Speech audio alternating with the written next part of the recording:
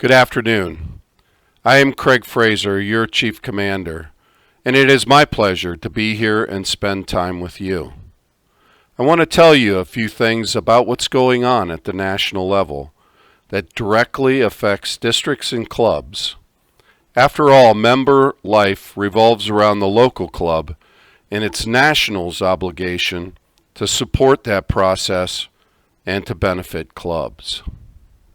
It's been a tough couple of years with COVID, continued membership declines, and other challenges that we need to address. But there is indeed light at the end of the tunnel. We embrace it and continue to move forward. There are a lot of things going on. Let's start with our shared mutual goal. Membership is job one. Without club or squadron members, we don't have volunteers. We can't conduct our excellent educational programs, and we can't support our members. It is a fact that in order to preserve, we need to continue recruiting new members and retaining existing members. This is our new blood, our source of new volunteers. Today I want to talk about three interrelated topics: reorganization, education, and bylaws simplification. These all deal with improvements to our organization so we are better able to adapt to today's realities and be prepared for the future. What began as a limited directive to create regions out of districts instead has developed into an organization-wide program of operational improvements at the national level, which should provide enhanced services and support our clubs and squadrons. Let's dive in.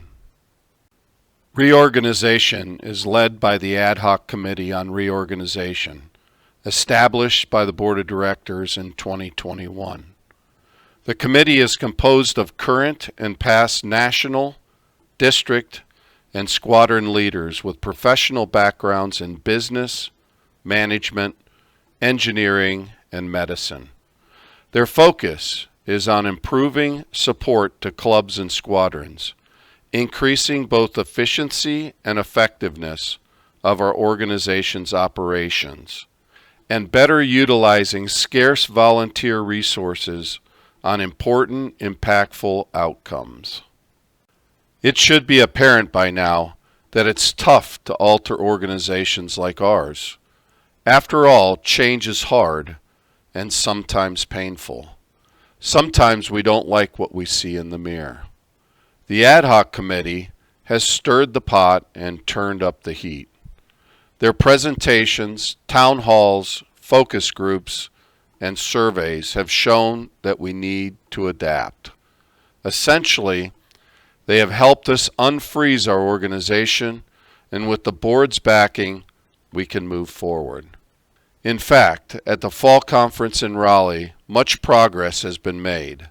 People came forward with ideas, and we are truly breaking down the silos that we made over the years. The Ad Hoc Committee's focus is on supporting clubs and squadrons. They continue serving as a squadron advocate on your behalf. Currently, they are working with your national departments and committees, including the executive, educational, administrative, and secretaries departments to focus attention on better serving clubs and squadrons and in supporting our members. Two areas that spun off from these efforts concerning education and bylaw changes that we will discuss in a few minutes. The Ad Hoc Committee has made dozens of recommendations. Here are a few highlights. Simplify clubs is described in upcoming bylaw changes. The committee fully endorses changes to club bylaws to allow flexibility and options in club operations and management. This should make it easier for clubs to provide services to their members. Allow clubs to decide the value and future of their district. In addition to simplifying district bylaws, The committee recommends that decision power should reside at the club level. Clubs are the customers or beneficiaries of districts and should decide what districts should do for them. Implement electronic voting for all national meetings to facilitate club participation. The current process does not allow a direct voice from clubs unless the squadron commander attends a national meeting in person or specifically directs their district commander on how to vote their proxy. Technology can fix that. Focus national departments and committees on directly supporting clubs and members.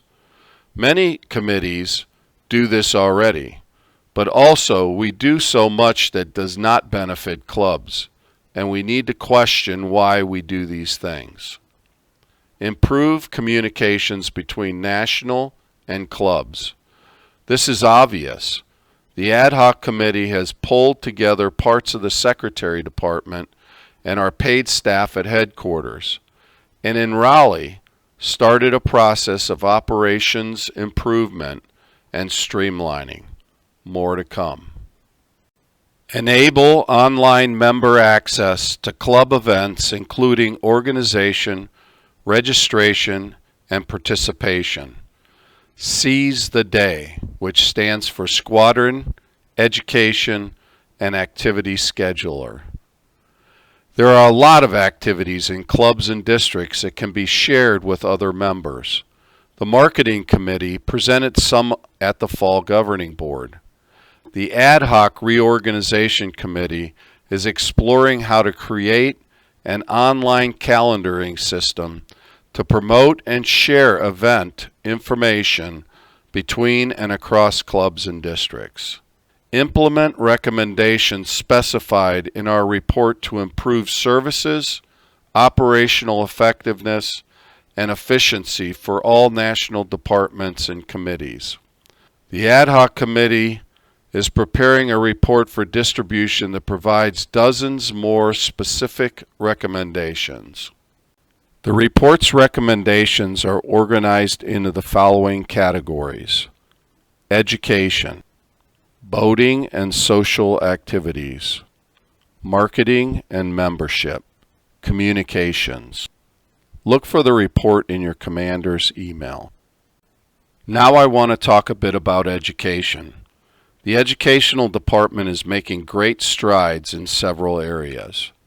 I will highlight what the department is doing to modernize, consistent with the reorganization initiative, additional activities of interest, and next steps.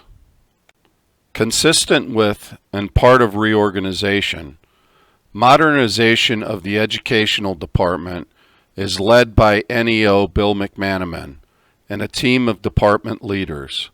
The group has met weekly for the last 5 months. They established specific goals, identified intended outcomes, determined areas of operations analysis, and developed a disciplined protocol for evaluation of these operations. You can see the list of operational areas being addressed. Next, they identified potential areas of improvement, priorities, and feasibility of each undertaking in these operational areas, and are now focusing on producing an improvement implementation plan and gathering resources for project teams. We expect good things to come of this disciplined and focused effort. It can also serve as a model for other areas. Of course, the business of the education department continues, and there are improvements in other areas as well. A number of courses and seminars are being updated, and several new seminars are in the works. The virtual classroom, our name for the learning management system, provides online instruction for students who wish to access educational content online. Both courses and seminars are provided. Importantly, this feature can also be exploited by local squadrons and clubs. If they do not have the resources to offer a particular course or seminar, They can have students take the online material and then participate in squadron-led discussion groups to enhance the educational process and to keep students engaged for recruitment and retention purposes.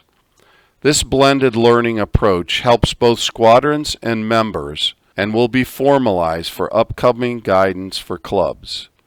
In the works is online exams, which will help clubs that teach online administer tests to their students. Last but not least, the department is adding to the pre-recorded seminars and webinar portfolio to add interesting content as a benefit to the members and clubs. The Education Department priorities encompass the modernization project just described, as well as an expansion of the learning management system. They will provide more courses and seminars, create electronic bundles that include online learning, blended learning, and online exams. And an additional priority is to update the ABC3 website, which is old, not branded properly, and limited in functionality. More to come from education. Stay tuned. Now let's turn to the bylaws simplification. As mentioned, an outgrowth of the Ad Hoc Reorganization Committee's work was extensive exploration and discussion about the future of districts. The Board of Directors decided that a first step is to determine how simplifying the requirements and burdens placed on districts would facilitate their longevity and their ability to better serve clubs and members. Consequently, the Board of Directors tasked the Planning Committee to simplify district structure. This would require changes to existing bylaws at the national and district levels, so PlanCom and RulesCom collaborated on the changes needed. Currently, these bylaw changes comprise Article 6 of the national bylaws, which in conjunction with each district's bylaw changes will allow more flexibility and help districts adapt to the needs of their constituent clubs and the resource limits they may encounter.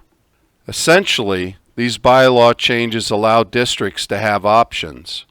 The key goal of this initiative is to enable districts to determine their needs, operations, and structure without excessive burdens from national. The USPS bylaw changes are the starting point. Each district should update their own bylaws according to their needs, consistent with the new allowances and flexibility provided by the national bylaws. Districts can simplify, but are not required to do so. It is a district decision. To assist in updating district bylaws, RulesCom will issue an updated sample or template that districts may follow. Additionally, PlanCom has produced a draft guidebook for district planning to help make the required decisions they need and to update their bylaws. The guidebook provides a lot of detailed information about what changes have been made, how districts can respond to their specific needs, and how to plan for change to bylaws, internal operations, and organizational structure. So what about clubs? Yes, club simplification is in the works as well. Next steps include RulesCom has updated national bylaws concerning clubs. PlanCom will create a guidebook for clubs similar to the one created for districts to guide clubs in decisions about simplifying their organization. RulesCom will issue sample district and club bylaws to serve as a template for all districts and squadrons. As stated earlier, there is a lot happening and more to come. Look for more operational improvements, the reorganization report, bylaws changes and guidebooks, and educational department modernization. Also, Although we have not had time to talk about it today, many operational changes and improvements are coming from the National Executive, Administration, and Secretary Department as well. Stay tuned. Meanwhile, you are all invited to hear more and participate. Come to the 2023 annual meeting in Orlando, February 19th through 26th. I hope to see you there. Thank you.